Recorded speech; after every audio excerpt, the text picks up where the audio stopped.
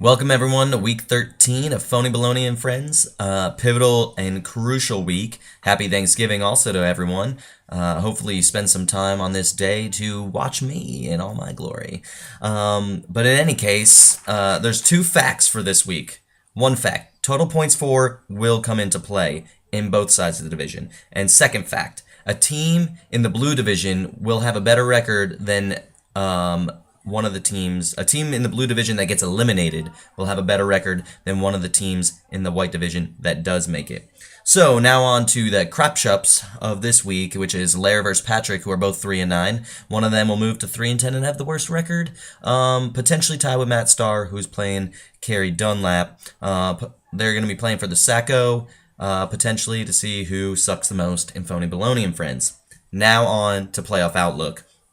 In the white division, let's start there. Sean and Carrie Dunlap are both tied with 7-5 records and both have 1,169 points. Exactly the same total points. Kyle also sits at 7-5, 2.3 points behind them with 1166.7, and behind that, Lauren is 6-6 and needs a win this week, sitting at 1141. So she needs a win and some points. If she loses, she's out. Carrie, 7-5, playing Matt Starr. We already talked about that. She's projected to win. I think she will win, and she'll make the playoffs. Now the other matchups. Lauren versus DT. She's 6-6, going up against DT, who's sitting at 4-8. But he's got a good squad. He's put up the second most total points, but he's gotten unlucky with some of his matchups, and only sits at 4-8 and out of the playoffs. He's got a good squad. Lauren needs a win and a lot of points, but it doesn't matter. DT takes the cake on this one and knocks her out of the playoffs, ending her season. So, Sean and Kyle, well, they play each other, but it doesn't matter in my opinion because I think Lauren's going to lose, and one of these teams, whoever loses, will still make the playoffs. Loser does hope that if Lauren does win, that they can fend off and hold her off in total points. So that's another way they can get in, even if Lauren wins.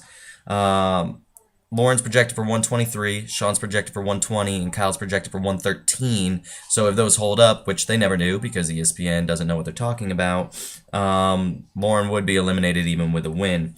Sean hopes his running backs come back into form with Arian Foster coming back. And Kyle hopes his wide receivers continue to produce. He's got a good squad there. It's going to be a tough matchup.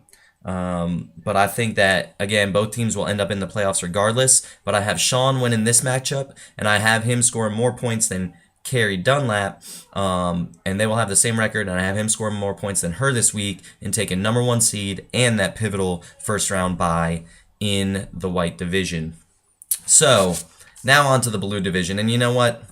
This division is crazy. I just can't do it myself. So, ring, ring, I'm calling in expert analyst Corey Tilton. Hey guys. So, what do you think about the blue division, Corey? Well, I think it's a little unfair that our division is stacked, and to be honest with you, I'd like to put in a call for action that says maybe in the future we just have the top 6 teams make it. Although I think I might have made the playoffs last year or the year before by being one of these teams that wasn't as good as one of the teams that didn't make it. Well, you sound like Sean there. Sean said the same thing last year and said, why is it that a team that is going to finish 4th in the division but better record than someone on the other side misses the playoffs? Well, and I put it to SurveyMonkey, and it came back that most people wanted to keep it as it is. I think it builds interdivisional rivalries. You pay everyone in your division twice, and if you can't beat the people in your division...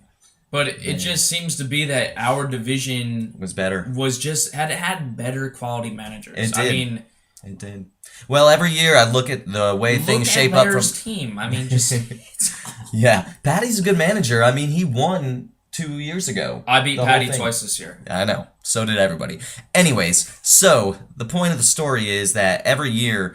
At the beginning of the next season, I look at how things shaped up the year before, and I alternate. I say, this person came in first, this person came in second, and they're in opposite divisions. And I go down, and I stick everyone based on the previous year in opposite divisions. Every year I do that. And this year is the first year that we've had such crucial matchups come towards the end. There's only been a couple times where it's happened, maybe only once, where a team with a worse record got in the playoffs over someone in the other division. You're a great commissioner, I think. I think it's fine. Let's just... All right, so let's get into it. Everyone's 8-4. Someone who is 8-5 is gonna miss the playoffs. It's been making me sick all week.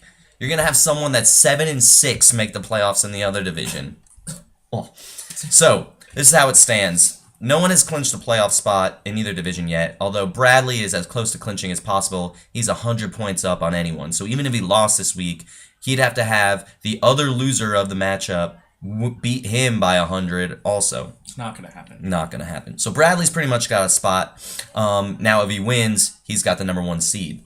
So, and it looks like that's going to happen. He's playing Carrie Segroy, who's sitting at How 1100. is she 8-4? I don't know. She's got Andrew Luck. But you look at her team with Ryan Matthews. Mark Ingram was doing well for a while, but like her squad just doesn't look good on paper, but somehow they get the wins. But she's sitting at 1150 points, which is 12 more than you, sir. So clearly, how am I 8-4? Is the yeah, question. I don't know how I'm 8-4 either. Or 50.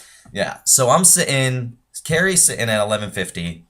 RT, myself, is sitting at 1147, so only 3 points behind her. And then Corey is sitting 9 points behind me. So there's a 12-point span between the three of us. Now, me and Corey play each other this week, and Carrie goes up against Bradley, who's just been killing it. And their projections, while projections don't mean much, is 131 to 103. I think he's going to win. He's got Eddie Lacy, Justin Forsett. I mean, how good last week alone, right? I put up 130 and lost. To him? To him, who put up 150 something. But hey, you gained point grounds on Carrie. It just made me nauseous. It made him nauseous. I could have clinched a spot with a win last week. He could have. He was 8-3. Carrie was 8-3. They both lost last week. Me and Bradley both won. Here we are, all at 8-4. He's also got really good wide receiver flex options. Although Jeremy Hill, how do you think he's going to be impacted by Bernard coming back? I think Jeremy Hill is better than Giovanni Bernard, and he's going to get the goal line touches. They've been steadily increasing his workload every game. I like Jeremy Hill better than Gio. So you don't think that Gio having a week back under his belt after the injury is going to get a little bit more I snaps? still think Jeremy Hill outscores Gio this week. You heard it first from Corey here. Gio will score less points than Jeremy Hill. It's true. The tight end matchup's going to be good in this one. We got Gronk going up against Jimmy Graham. Jimmy Graham's probably going to be the only person that puts up points on her squad, other than Andrew Luck, who she's starting at quarterback and has been kind of the person that's leading her all year. Good quarterback play breeds wins. And in the end, though, she loses. Let's just be real. Bradley's team is so good. But again, the theme of this week is it's all about total points, right? Because that is going to come in huge. So let's talk about our matchup, man. Is it the matchup of the week? It's the matchup of the week. The Phony Baloney and Friends matchup of the week between Brothers Lish. So, I mean, I'm not going to lie. I don't like my squad this week. I think even if I lost, I don't know if I could put up more points than Carrie. I have never... There hasn't been a week where I've chosen the right quarterback between Rivers and Russell Wilson. Never has that been the case. You starting Rivers this week? Now, I'm starting Rivers just because I don't want anybody on the Thursday games, because I want to watch football today and not stress about it. I already have a lot of implications with other guys, but I was debating not starting Vincent Jackson. I'm glad you are. I still can make a change there, but I still think my receivers. How does Demaryius Thomas get 3 touchdowns and not lose? Each one of my receivers. AJ Green had 12 yards. catches last week. And I still lost. I had a Crowell that had 2 touchdowns. Murray that had 2 touchdowns. I don't know what happened, but it looks good after Thursday night with Murray getting 20 I just think points, that I have too much firepower for your team, to be honest with you. And I agree. Only And if my guys on show. that Thursday note, I feel the same way. I got Anquan Bolden, who's been the steady workhorse for my squad going against Seattle today. But I already have Lynch and I have Zach Ertz. Yeah, going. but Richard Sherman isn't going to be on Bolden because Bolden plays the slot. Yeah. He's going to be on Crabtree probably. Well, Crabtree's doo-doo. But I'm making a bold move, and I'm benching Bolden. I'm making a Bolden move, and I actually have benched him this week. Now, I still have time to change that but... For who?